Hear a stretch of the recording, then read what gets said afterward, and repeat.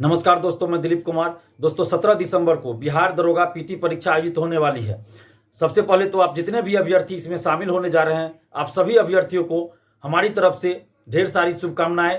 और आपसे हम अपील भी करते हैं कि आप किसी भी तरह के कदाचार से दूर रहिए। शिक्षा माफियाओं, दलाल, सेटरों के किसी भी लालच में मत फंसिएगा, किसी भी तरह के कदाचार में संलिप्त मत होइएगा और अपनी ईमानदारी से, अपने मेरिट से परीक्षा दीजिए। आप सफल होंगे। क्योंकि अभी आप देखिए कि बहुत सारे परीक्षाओं में जो सेटिंग में रहते हैं वो पकड़े जाते हैं, चाहे मुन्ना भाई हो या किसी और भी तरह के कदाचार करते हो, पकड़े जाते हैं और 3, 4, 5 सालों के लिए परीक्षा से प्रतिबंधित हो जाते हैं। तो इसलिए आप ऐसी हरकत ना करें, किसी भी तरह के लालच में बिल्कुल ना फंसे।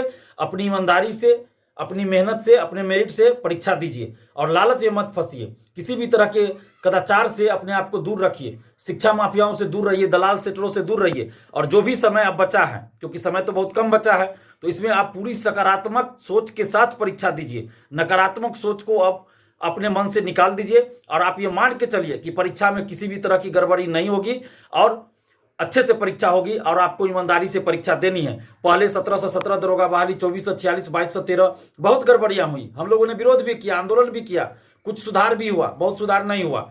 लेकिन अभी आपको चूंकि परीक्षा का कम समय बचा है, तो अपने मन से नकारात्मक सोच को निकाल दीजिए और सकारात्मक सोच के साथ परीक्षा दीजिए। क्योंकि अगर आपके मन में नकारात्मक सोच रहेगा तो फिर आपके परीक्षा अच्छे से नहीं जा सकती है। उसमें कुछ ना कुछ आपका मनोबल वैसा हो जाएगा, मानसिकता वैसी हो जाएगी कि परीक्षा में आपको आता हुआ क्वेश्चन भी, जिसका आंसर आपको अच्छे से आता रहेगा, आपको गलत गोला रंगा जाएगा। इसलिए मैं कह रहा हूं कि आप अभी पूरी सकारात्मक सोच के साथ परीक्षा दीजिए और हम उम्मीद भी करते हैं कि पहले की तरह इसमें कोई गड़बड़ी ना हो, अच्छे से परीक्षा संपन्न हो। और आपको अगर कहीं से किसी भी तरह की गड़बड़ी या कोई भी तरह का बात पता चले तो जरूर आप हमें भी बता सकते हैं या संबंधित पुलिस को बता सकते हैं, आर्थिक अपराध इकाई को बता सकते हैं, बीपीएसएससी बिहार पुलिस अवर सेवा आयोग को बताइए।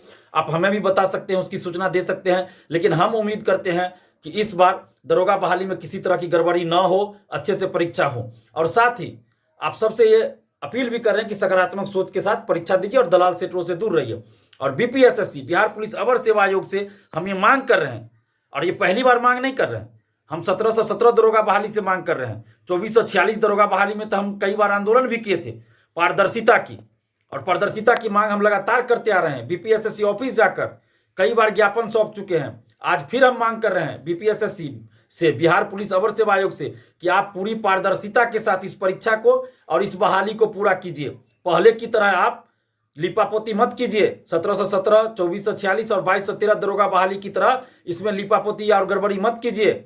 आप पूरी पारदर्शिता के साथ परीक्षा संपन्न कराइए और पूरी बहाली को संपन्न कराइए पारदर्शिता के साथ। और पारदर्शिता के लिए हम लोग लगातार ये मांग करते रहे हैं कि ओएमआर शीट की कार्बन कॉपी और क्वेश्चन बुकलेट परीक्षा समाप्ति बाद परीक्षार्थियों को दीजिए। आप कार्बन कॉपी तो लगा रहता है ओएमआर शीट का, लेकिन आप क्यों नहीं देते हैं परीक्षार्थियों को? क्वेश्चन क्यों नहीं परीक्षार्थियों को परीक्षा समाप्ति के बाद देते हैं? यूपीएससी हो, बीपीएससी हो, बिहार में ही बिहार लोक सेवा आयोग क्वेश्चन बुकलेट दिया जाता है परीक्षा समाप्ति बाद, आप क्यों नहीं दीजिएगा?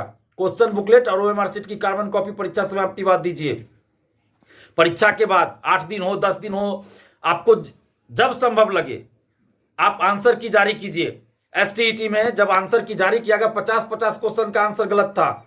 हम लोग जब विरोध किए तो सुधार हुआ, और जहां आंसर ही जारी नहीं हो रहा है तो वहां पता नहीं कितना आंसर गलत रहता होगा, क्या होता होगा, नहीं होता होगा। इसलिए आंसर की जारी कीजिए। परीक्षार्थियों को यह जानने का हक है कि किस क्वेश्चन का आंसर आपने सही क्या माना है, क्या आंसर आप सही मान रहे हैं, ये परीक्षार्थियों को जानने का अधिकार है। और उसके बाद जब रिजल्ट आए तो सभी का मार्क्स जारी कीजिए। कटअप भी पहले आप जारी नहीं करते थे।